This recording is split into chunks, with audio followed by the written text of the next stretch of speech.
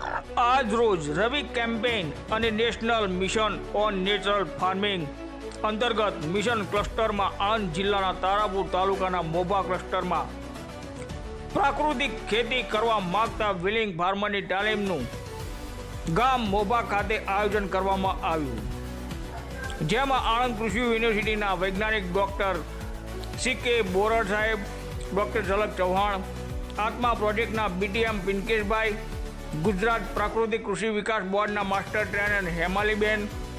ટીપીએમ રણજીતભાઈ, તારાપુર તાલુકાના વિસ્તરણ અધિકારી જગદીશભાઈ